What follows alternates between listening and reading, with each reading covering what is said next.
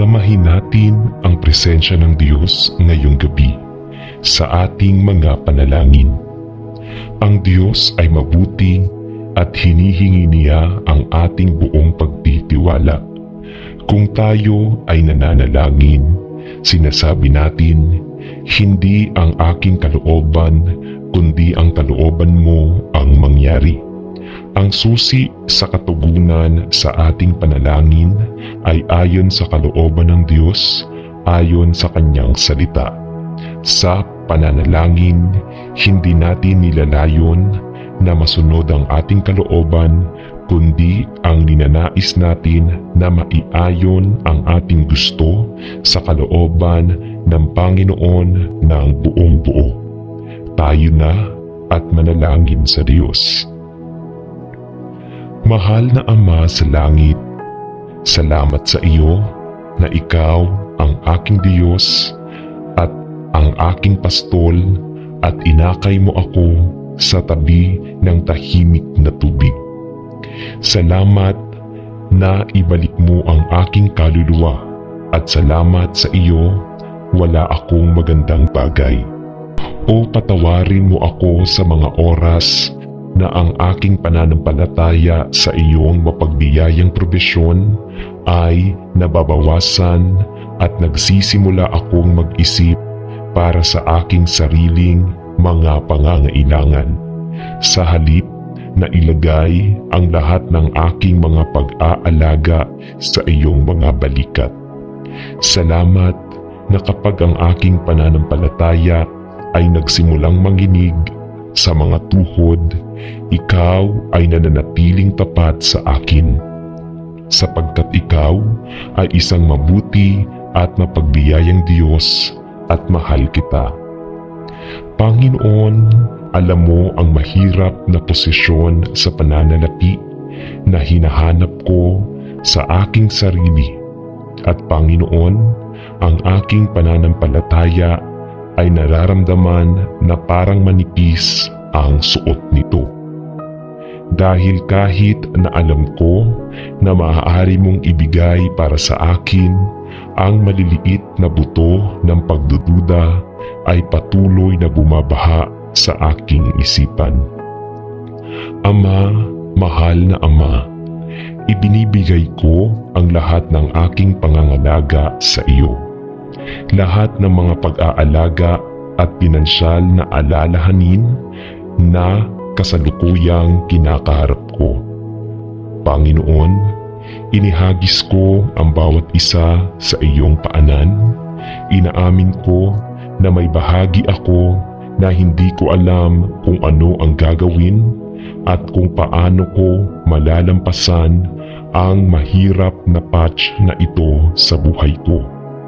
Gayunpaman, ipinangako mo sa iyong salita na ibibigay mo ang lahat ng aming mga pangangailangan at pangangailangan ayon sa kayamanan ng iyong biyaya.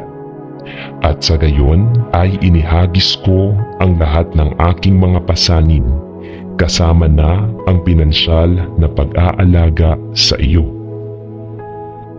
Salamat sa iyo na ikaw ay isang Diyos na nakikinig sa mga sigaw ng iyong mga anak at nagpapasalamat sa iyo sa sagot na alam kong mabilis sa kanyang paglalakbay. Tulungan mo akong huwag palampasin ang iyong sagot. Alam mong madalas mong sorpresahin kami ng isang sagot na hindi namin inaasahan. At kaya sa iyo ang lahat ng papuri at karangalan na nararapat sa pangalan ni Jesus. Amen. Ama sa langit, pinupuri ko ang iyong banal na pangalan, na ikaw ang aming tagapagbigay at ang aming probisyon. Ibinibigay po namin ang lahat ng kailangan namin para sa aming pisikal at espiritual na mga pangangailangan. At ikaw, ang iyong sarili at ang iyong probisyon para sa iyo ay buhay at liwanag, kalusugan at kabuuan. Ikaw ang daan at ikaw ang katotohanan. Ikaw ang aking tagapagligtas at ikaw ang aking kaibigan. Salamat na iyong ibinigay ang lahat ng kailangan para sa kabanalan at katwiran kay Kristo Jesus. At sa Kanya ay nasa akin ang lahat ng kailangan kong mamuhay ng makadiyos kay Kristo Jesus. Panatilihin mo akong laging nakatingin kay Jesus at panatilihin akong nananalangin ako mula sa paglayo sa iyong mapagmahal na yakap. Salamat sa iyo na ikaw ay ipinangako upang matustusan ang lahat ng aking mga pangangailangan ayon sa iyong mga kayamanan sa kaluwalhatian. At salamat sa iyo na mahal mo ako ng labis, na ipinadala mo ang iyong bugtong na anak upang mamatay sa aking lugar sa krus at upang bayaran ang halaga para sa aking mga kasalanan. Sa pangalan ni Jesus, Amen. Salamat, Panginoon, na nalaman mo ang lahat ng aking mga pangangailangan at pangangailangan sa buhay. At salamat sa iyo na nalulugod kang tustusan ang bawat isa sa iyong mga anak araw-araw. Pinupuri ko sa iyo na ikaw ay handa at kayang gawin ang lahat ng biyaya sa bawat isa sa iyong mga anak upang magkaroon tayo ng lahat ng kasapatan sa lahat ng bagay at para sa bawat mabuting gawain. Turuan mo ako, Panginoon, upang manalangin para sa lahat ng aking mga pangangailangan ng may pasasalamat at nagpapasalamat na puso. At pigilan ako sa paggamit ng panalangin bilang tingga upang makuha ang aking sariling paraan. Ngunit sa halip ay maaari akong pumunta upang makita ang panalangin bilang isang pagkakataon upang manalangin sa iyong kalooban, upang ang iyong kalooban para sa aking buhay ay maging aking sariling kalooban at panalangin at petisyon. At Panginoon, kapag ipinagdarasal ko ang mga bagay na sa tingin ko ay kailangan ko, tulungan mo akong huwag palampasin ang iyong alternatibo at mas mahusay na probisyon. Bigyan mo ako ng pangunawa na makita at buong pasasalamat na tanggapin ang lahat ng iyong nilayon para sa akin na may pusong umaapaw sa pasasalamat na papuri para sa iyong kabutihan at biyaya sa akin. Turuan mo akong manalangin ayon sa iyo, ang aking mabait na tagapagbigay at tagapagbigay, bago ko hanapin ang mga regalo na handa kang mahulog sa aking kandungan. Salamat na ikaw ang aking ama at nagpapasalamat ka sa iyong walang katapusan at walang humpay na pagmamahal sa akin. Turuan mo akong mahalin ka, Panginoon, ayon sa nararapat sa iyo, sapagkat ikaw lamang ang karapat-dapat. Sa pangalan ni Jesus ay nananalangin ako. Amen. Mahal na Ama sa langit, pinagpapala at niluluwalhati ko ang iyong pangalan para sa iyong kagandahang loob sa akin at para sa iyong pang-araw-araw na probisyon. Matapat mong ibinibigay para sa akin at sa aking pamilya sa buong buhay namin. Salamat sa iyo na ikaw ay palaging tapat sa iyong mga pangako na pagkakaloob.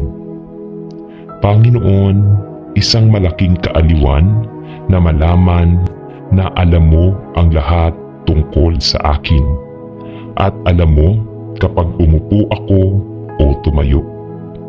Alam mo ang mga pangangailangan ko bago sila bumangon at matapat mong isinasagawa ang mga sagot sa aking mga panalangin bago pa man ako tumawag.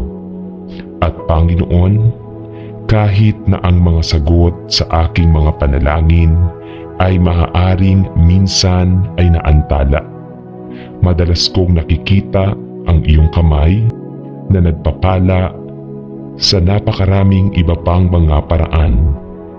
Salamat sa paraan na ginamit mo ang mga paghihirap at pagkaantala upang gawing perpekto at maunlad ang aking tiwala sa iyo. At Panginoon, bagaman hindi ko laging nauunawaan kung ang mga bagay ay hindi gumagana sa paraan na inaasahan ko, nagpapasalamat ako sa iyo na palagi kang naroroon upang tustusan ang aking mga pangangailangan sa iyong panahon at sa iyong paraan. Panatilihing nagpapasalamat ang aking puso sa iyong mapagbiyayang probisyon at mapagmahal na kabaitan sa akin. At naway lumaki ako sa biyaya at higit na makilala ka sa mga araw na naghihintay. Sa pangalan ni Jesus ay nananalangin ako. Amen. Mahal na Ama sa langit, madalas na hindi ako pumupunta sa iyo bilang pagpapasakop sa panalangin at nag-alay ng aking mga panalangin at kahilingan sa iyo ayon sa nararapat. Ngunit hinahangad kong tustusan ang inaakala kong kailangan ko nang hindi muna pumupunta sa iyo sa panalangin. Sinubukan kong gawin ang mga bagay sa sarili kong lakas sa larangan ng relasyon, trabaho, pananalapi at maging kaligayahan, at natuklasan ko na ang mga bagay na madalas kong ninanais ay nagiging kabaligtaran ng kung ano ang pinakamainam para sa aking buhay. Patawarin mo ako sa hindi pag-asa sa iyo gaya ng nararapat. Patawarin mo ako sa pagsisikap na gawin ang mga bagay sa aking paraan at pagsisikap na ibigay ang mga tingin ko sa pinakamainam para sa aking sarili. Panginoon, mas kilala mo ako kaysa sa kilala ko ang aking sarili at gusto kong matutong umasa sa iyo at huwag subukang gawin ang lahat sa aking sariling lakas. Turuan mo ako ng iyong mga lakad at ang iyong kalooban. Tulungan mo akong hanapin muna ang mga bagay ng Diyos at tulungan akong matutunan kung paano ibigay ang renda ng aking buhay sa iyo araw-araw. Dahil alam mo ang paraan na dapat kong gawin at alam mo kung ano ang kailangan ko para sa aking buhay. Salamat sa iyong itinuturo sa akin.